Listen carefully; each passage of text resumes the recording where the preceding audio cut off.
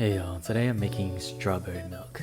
This is a Korean recipe that was shown to me a while ago and I fell in love with it. Disclaimer though, it's the winter right now, so strawberries are not in season, but that's not stopping me today. Begin by adding chopped strawberries into a saucepan with equal parts sugar and then adding a bit of water.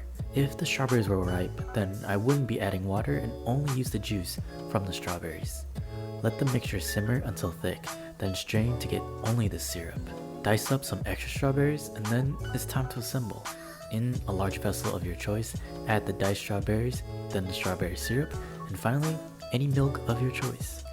Mix it together and let this sit in the fridge for at least a few hours to cool down, and also allow the flavors to combine. Simple and delicious. Let me know if you try it out, and I'll see you on the next one.